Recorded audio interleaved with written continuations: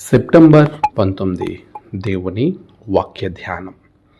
నీ స్థితి మొదట కొద్దిగా నుండినను తుదకు నీవు మహాభివృద్ధి పొందుదువు. యోబు 8:7. మన ప్రభువైన యేసుక్రీస్తు నామములో మీ అందరికీ ఈ ఉదయము శుభములు తెలియచేయచ్చు ఉన్నాను. ప్రియులారా, దేవుని మహాకృప మనలను ఆవరించి మరొక నూతన దినములోనికి మనలను ప్రవేశింపజేసింది. అందును బట్టి దేవునికి నేను కృతజ్ఞతాస్తుతులు చెల్లిస్తూ ఉన్నాను.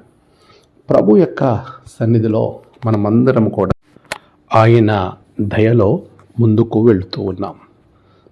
ప్రభు ప్రేమ మనలను ఎల్లవెల్లడా ఆదరించి బలపరుస్తుంది. నిజమే, ఈరోజు వాక్యము మనలను ఎంతగా బలపరిచి నడిపిస్తుందో మీరు ఒకసారి గమనించండి. మన వ్యాపారాలలో, మన పనులలో, మనం తలపెట్టినటువంటి కార్యాలలో, ఉద్యోగాలలో చాలా పర్యాయములు మనకి అభివృద్ధి లేదు అని భయపడుతూ బాధపడుతూ ఉంటాం. ఏదైనా ఒక కార్యక్రమం చేసినప్పుడు కూడా దానిలో మనకి వృద్ధి లేదు అనేటువంటి ఆలోచనలో మునిగిపోయి వారిలో వారే కృంగిపోయేవారు చాలామంది మన చుట్టూ ఉంటారు. ఒకవేళ నీవు ఆ జాబితాలో ఉన్నావేమో, అభివృద్ధి లేదు అని బాధపడుతున్నావేమో, ప్రభు వైపు చూడు. దేవుని మాట ఎంత స్పష్టంగా మనలను బలపరుస్తుందో ఈరోజు మనము ఆ మాట ద్వారా ధైర్యం తెచ్చుకోవాలి. ప్రభు మనలను ఎప్పుడు కూడా వెనక్కి లాగేవాడు కాదు. తుదకు మన యొక్క వృద్ధి మహా అభివృద్ధికి నడిపిస్తుంది. నీవు నీతిగా జీవించగలిగినప్పుడు, ప్రభు నీతి సూర్యుడు, ఆ నీతి సూర్యుని రెక్కల క్రింద నీవు చక్కగా నీతి కలిగి జీవించగలిగినప్పుడు, ప్రభుని కలిగి మన జీవన విధానం ఉన్నప్పుడు, అది క్రియారూపకంగా ఉన్నప్పుడు మన జీవితం నిజంగా మొదట కొద్దిగా ఉన్నప్పటికీ తుదకు అది మహా అభివృద్ధి పొందుతుంది. అది శాశ్వత కాలం ఉంటుంది.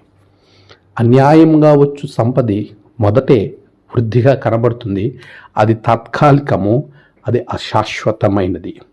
ఈరోజు నువ్వు నీతిగా ఉండడం వలన అనేక మంది నిన్ను నిందిస్తున్నారా?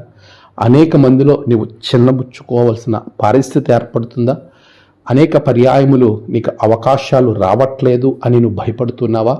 లేక నేను ఇంకా వృద్ధిలోనికి రాలేకపోతున్నాను అని అవినీతి వైపు వెళ్ళాలని ఆలోచిస్తున్నావా? అలాంటి ఆలోచనలు ఏవి పెట్టుకోవద్దు. నీతి కలిగిన దేవుడు మనల్ని నీతిగా జీవించమంటున్నాడు. నీవు నీతిలో ముందుకు వెళ్ళినప్పుడు తుదకు నీవు మహా అభివృద్ధి పొందుతావు. అది ఇచ్చిన మాట తప్పని వాడు నీకు ఇచ్చినటువంటి వాగ్దానం.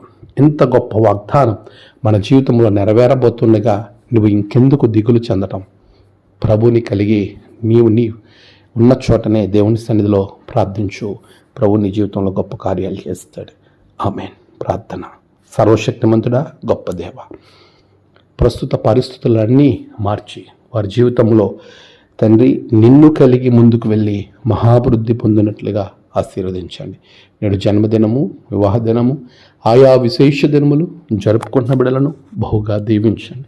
తమ ప్రియులను కోల్పోయిన వారి కుటుంబాలలో నెమ్మది, ఆదరణ అనుగ్రహించండి.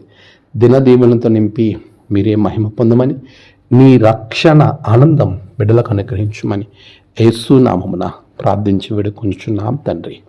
ఆమేన్. తండ్రి, కుమార, పరిశుద్ధాత్మ త్రియేక దేవుని దీవెన మీకు తోడుగా ఉండి నడిపించును గాక. ఆమేన్.